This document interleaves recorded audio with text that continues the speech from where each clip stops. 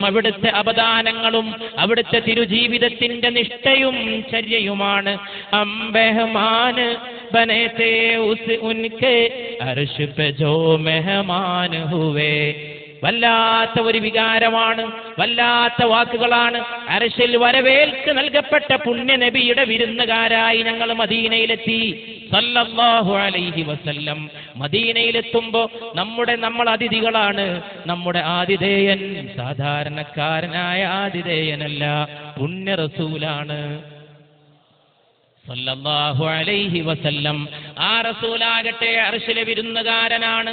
അല്ലാഹുവിന്റെ അർശിലേക്ക് അല്ലാഹു വരവേൽപ്പ് നൽകി സ്വീകരിച്ച പുണ്യ മുഹമ്മദ് മുസ്തഫ. ഹം മെഹമാൻ ബനെ थे उनके अर्श पे जो मेहमान हुए क्यों न किस्मत पर हो नाज़ा जिनके आका ऐसा है. ഇത്ര വലിയ ഒരു നേതാവിന്റെ കാര്യത്തിൽ, ഇത്ര വലിയ ഒരു നായകന്റെ കാര്യത്തിൽ, ഇത്ര വലിയ ഒരു മാർഗദർശിയുടെ കാര്യത്തിൽ ആർക്കാണ് അഭിമാനം കൊള്ളാതിരിക്കുക? ദേഖ് കെ ജിസ്കോ ജി നഹീ ചർച്ചാ ഷഹർ മദീന ഏസാ ഹേ. കണ്ടാലും കണ്ടാലും മതിവരാത്ത അനുഭവമാണ് മദീന പട്ടണം. ആങ്കോ കോ ജോ ठंडक बख्शा गुंबद खिजरा ऐसा है देख के जिसको जी नहीं धरता शहर मदीना ऐसा है. കണ്ടാലും കണ്ടാലും മതിവരാത്ത അനുഭവമാണ്. ആ മദീന പട്ടണത്തിൽ വിരുന്നുകാരായി നമ്മൾ ചെന്നണഞ്ഞതാണ്. സ്വീകരിക്കാനെത്തിയ ആതിഥേയൻ പുണ്യ റസൂലാണ് മുഹമ്മദ് മുസ്തഫ സല്ലല്ലാഹു അലൈഹി വസല്ലം.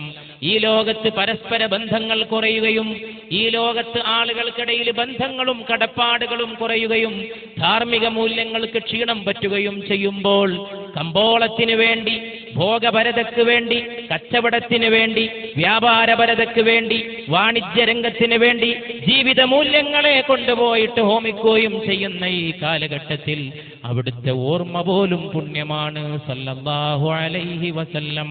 ഒരു ദിവസം മദീനയിലെ ഒരു ജനാസയെ ഖബറടക്കുന്ന ചടങ്ങിൽ പുണ്യനബി പങ്കെടുക്കുകയാണ് സല്ലല്ലാഹു അലൈഹി വസല്ലം.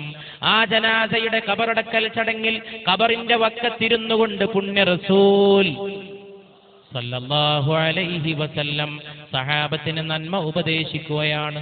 ആ സമയത്തൊരു സഹോദരി വന്നുകൊണ്ട് അവിടുത്തെ ക്ഷണിച്ചു. ഭക്ഷണം കഴിച്ചിട്ട് നേരമായില്ലയോ? എന്റെ ക്ഷണം സ്വീകരിച്ചു വന്നാലും മുസ്തഫ സല്ലല്ലാഹു അലൈഹി വസല്ലം എന്റെ വീട്ടിലേക്ക് അണഞ്ഞാലും മുസ്തഫ സല്ലല്ലാഹു അലൈഹി വസല്ലം എന്റെ ചെറിയ ഭക്ഷണത്തിൽ പങ്കുകൊണ്ടാലും മുസ്തഫ സല്ലല്ലാഹു അലൈഹി വസല്ലം. അങ്ങനെ പുണ്യ റസൂല് ആ ക്ഷണം സ്വീകരിച്ച് വീട്ടിലേക്ക് വന്നു. ആടുമാംസം കൊണ്ടുണ്ടാക്കിയ ഭക്ഷണം വിളമ്പി വെച്ചു പുണ്യ റസൂലിന്റെ തിരുമുമ്പിൽ സല്ലല്ലാഹു അലൈഹി വസല്ലം. കൂടെ വന്നെത്തിയ സഹാബത്തിന്റെ മുമ്പിൽ എല്ലാവരും ഭക്ഷണം കഴിക്കാൻ തുടങ്ങി. ഓരോരുത്തരായിട്ട് ഭക്ഷണം കഴിച്ചു. ഭക്ഷണം കഴിച്ചുകൊണ്ട് തന്റെ കൈ ആ മാംസ കഷ്ണത്തിൽ വെച്ച നബി തന്റെ കൈ പിൻവലിക്കുന്നു സല്ലല്ലാഹു അലൈഹി വസല്ലം. അവിടുന്ന് മിണ്ടാതിരുന്നു കൊണ്ട് ആതിഥേയായ തന്റെ സഹോദരിയായ വീട്ടുകാരിയോട് ചോദിക്കുന്നു, ഈ ആട് ഏതാടാണ്? ഇത് എവിടുന്ന് കിട്ടി നിങ്ങൾക്ക്? എങ്ങനെയാണ് ഈ ആടിനെ അറുത്തത്? എവിടെന്നാണ് ഈ ആടിനെ ലഭിച്ചത്? എങ്ങനെയാണ് ഈ സദ്യ ഒരുക്കിയത്? ആ സഹോദരി പറയാൻ തുടങ്ങി, അങ്ങിവിടെ നിൽക്കുന്നത് കണ്ടപ്പോൾ അങ്ങേക്ക് ഭക്ഷണം കഴിപ്പിക്കണമെന്ന് തോന്നി, അങ്ങയെ സൽക്കരിക്കണമെന്ന് തോന്നി. അങ്ങാടിയിൽ